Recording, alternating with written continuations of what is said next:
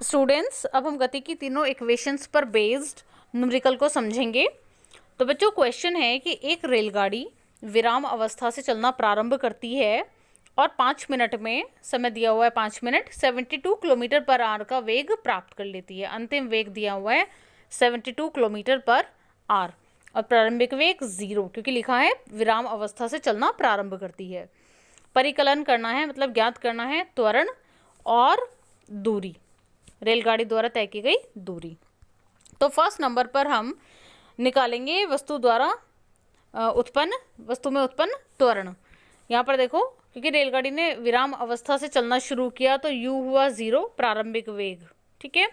और 5 मिनट में, यानी कि समय दिया हुआ है 5 मिनट, तो मिनट को करेंगे सेकंड में कन्वर्ट, तो 1 मिनट में 60 सेकंड होते हैं, तो 5 × 60, ठीक है, यानी कि 300 सेकेंड्स।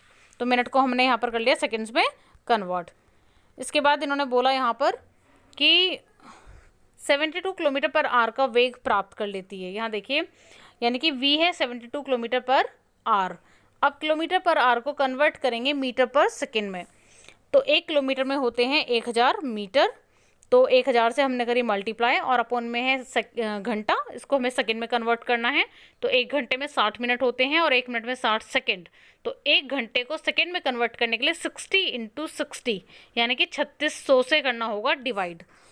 तो यहाँ देखिए 1000 से हमने करा मल्टीप्लाई और 3600 से करा हमने डिवाइड, यानी कि 72 × 1000 डिवाइडेड बाय 3600। अब देखो यहाँ पर कैंसिल करने के बाद 20 से 20 कैंसिल हो गई यहाँ पर, और कैलकुलेशन करने के बाद यहाँ पर आया 20 मीटर पर सेकेंड, ठीक है। टी हम पहले ही कैलकुलेट कर चुके थे सेकेंड में।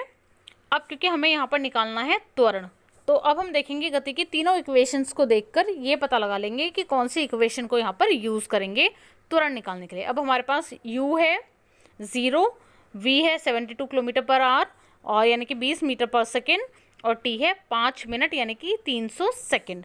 तो हमारे पास यहाँ पर है u, v और t, और निकालना है हमें त्वरण यानी कि a।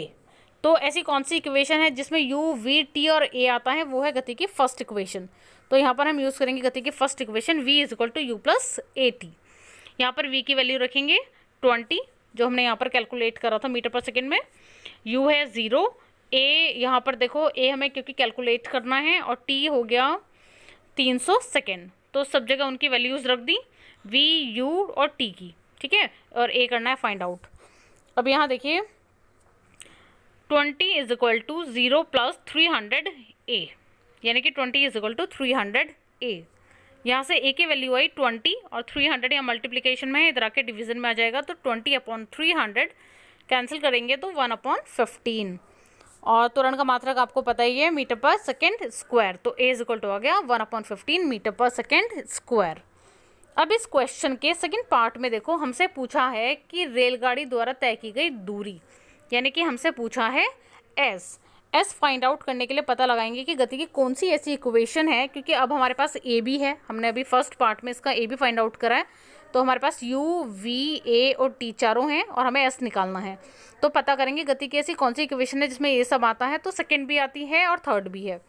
तो यहाँ पर हम सेकेंड यूज़ कर रहे हैं, एस = ut + ½ u है 0, यहाँ से देखिए v है 72 यानी कि 20 मीटर पर सेकेंड, और क्योंकि लेकिन यहाँ पर v की यूज़ है नहीं तो v नहीं देखेंगे, और t है यहाँ पर 300 सेकेंड।